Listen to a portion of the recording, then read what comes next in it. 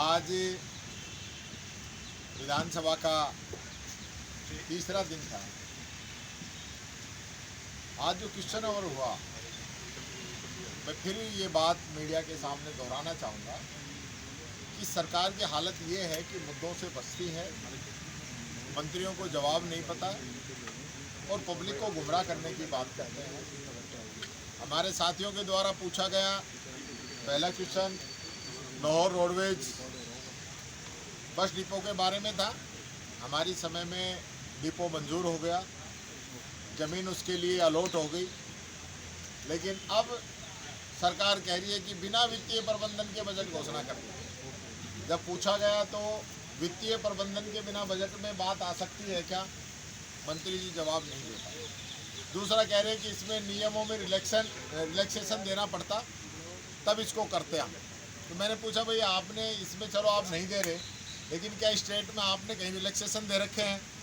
मंत्री जी जवाब नहीं दे पाए। इसके बाद जो सबसे महत्वपूर्ण मुद्दा था, जो बच्चों की जान गई है राजस्थान के अंदर, वो मुद्दा बहुत इम्पोर्टेंट था। बीजेपी के ही एक माननीय सदस्य के द्वारा क्वेश्चन लगाया गया था। जब मैंने वो क्वेश्चन पूछा तो तकरीबन राजस्थान में 51,000 के आसपास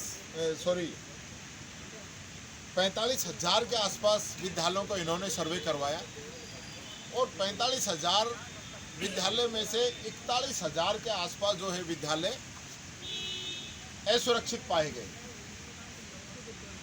और उनमें 41,000 में से जो बड़े इंटरेस्टिंग की बात है वो ये है कि मात्र 2,000 के लिए ही सरकार ने बजट का आवंटन किया, यानी 39,000 से अधिक विद्यालय आज भी बहुत ही खतरनाक कंडीशन के अंदर है।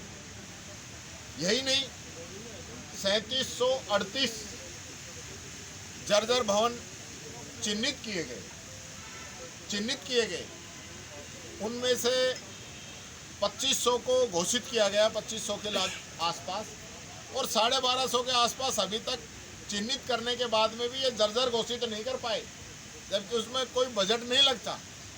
ये स्थिति इस सरकार की है। और उसमें भी जो जर्जर भवन इन्होंने चिन्हित किए हैं 3768, उन भवनों के लिए एक भी रुपए अभी तक स्वीकृत नहीं हुआ है। उसके लिए भी उनमें से कुछ स्कूलों के लिए भी भारत सरकार का इंतजार किया जा रहा है, उनके मुंह की तरफ देख रहे हैं कि वो कुछ पैसे दे दें। तो डबल इंजन की सरकार है, पूरा सेशन निकल गया, स्कूलों को बंद करने में लगे हुए हैं, बच्चों की डेथ हो रही है, लेकिन पैसे स्वीकृत ये लोग नहीं कर पा रहे। ये इस सरकार की हकीकत है। मैं पूछना चाहता हूँ इस सरकार से, कब तक आप ये 41,000 जो स्कूल जो चिन्हित हुए हैं, जिनकी बिल्डिंगें खराब हैं, उनमें आप कब तक बजट देंगे? ये बात मैं पूछना चाहता हूँ। इसी प्रकार से 5,40,000 कमरे हैं जिनका सर्वे किया गया, उनमें से मात्र 2,36,000 ही सुरक्षित हैं। बाकी 83,783 कमरे स्कूलों के अंदर जर्जर हैं। उसके लिए सरकार ने कोई बजट अभी तक नहीं दिया है, और जिनमें 1,69,000 की मरम्मत होनी है, और जो 50,685 हैं वो पट्टियों वाले हैं कमरे, उनकी भी मरम्मत होनी है, यानी कि 2,19,000 कमरों की मरम्मत होनी है। लेकिन स्थिति जो है बहुत ही भयानक है, ये बात मैं कहना चाहूँगा। दूसरा, एक लखपति दीदी का और फंडा चल रहा है राजस्थान का। जब मैंने माननीय मंत्री जी से पूछा, क्योंकि एक सोचत का क्वेश्चन लगा था लखपति दीदी के लिए, तो मंत्री जी ने कहा कि हमने 2768 जो है लखपति दीदी बनाई है। मैंने पूछा कि भाई 2768 में बजट कितना दिया है? तो बजट तो कुछ दिया ही नहीं। जो सेल्फ हेल्प ग्रुप पुराने समय से चल रहे हैं, कांग्रेस समय से महिलाओं के जो ग्रुप बने होते हैं गाँव के अंदर, 10-10, 15-15 महिलाओं के ग्रुप बनते हैं सेल्फ हेल्प, और वो मिलके काम करते हैं, उसमें सरकार कुछ अनुदान देती है। तो उसी पैसे को आप कह रहे हो कि हम लखपति बना रहे हैं। भाई लखपति बनाने के लिए 1 लाख रुपए देना पड़ता है ना। आप ब्याज पे दे रहे हैं या अनुदान दे रहे हैं, आप बताओ तो सही, बिना पैसे के लखपति बना रहे हो। ऐसे तो पूरे देश को बना दो, फिर बीपीएल भी वाला चैप्टर भी क्लोज हो जाएगा। तो आंकड़ों का खेल देखिए इस सरकार का, जो पब्लिक को गुमराह कर रहे हैं। अब मैं आता हूँ सबसे विशेष मुद्दे पे। जिस मुद्दे को लेकर, एसआईआर को लेकर कांग्रेस ने पूरे प्रदेश के अंदर प्रदर्शन किए, देश में हमारे नेता आदरणीय राहुल गांधी जी ने प्रेस कॉन्फ्रेंस की, हमने राजस्थान में इनको चोरी करते हुए साफ पकड़ा। आज उसी को लेके रफ़ीक खान जी का 295 लगा था, स्थगन लगा था, जिसमें परमिशन नहीं दी गई कि ये इसमें एसआईआर लिखा हुआ है।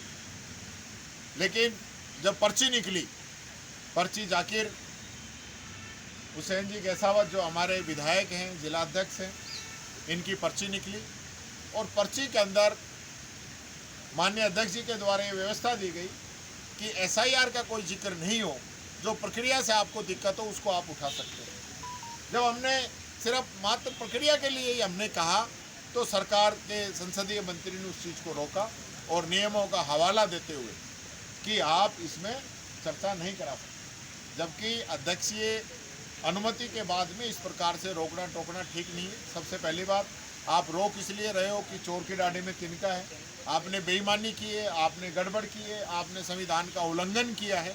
जब हमने सिर्फ यही कहा था कि भाई जो पूरे विधानसभा क्षेत्रों के अंदर जो बल्क के अंदर बंडल आए थे, वो बंडल कौन देके गया था, इसकी जांच कराओ और मुकदमा दर्ज कराएंगे कि नहीं कराएंगे।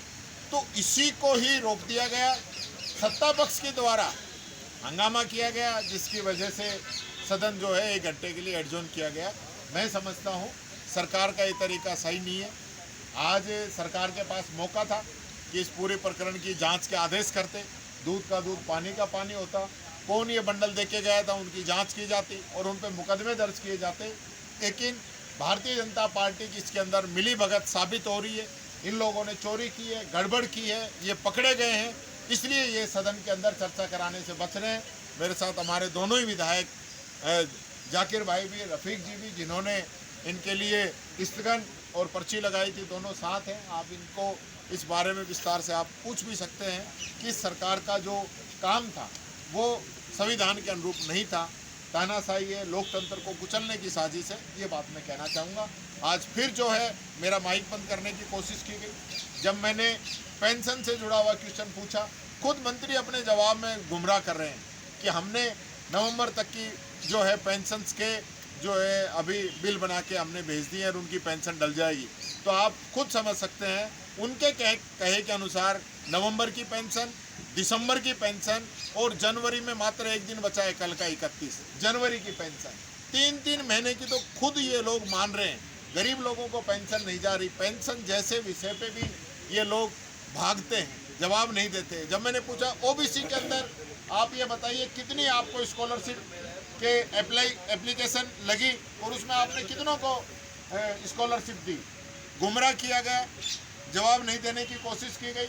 मैं आपको सच्चाई बताता हूँ, 7.5 लाख से अधिक एप्लीकेशन, जो कि मंत्री खुद बता रहे थे बाद में कि हमने 7,65,000 एप्लीकेशन हमारे आई, 7,65,000 में से मात्र 41,000 ओबीसी के बच्चों को पेंशन दी है, बाकी ओबीसी के बच्चों को पेंशन नहीं दी।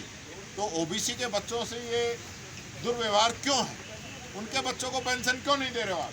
उनकी पेंशन क्यों रोकी जा रही है? वो भी गरीब परिवार से आते हैं, तो उनको जो पेंशन स्कॉलरशिप जो देनी चाहिए वो उनकी स्कॉलरशिप ये नहीं दे रहे हैं।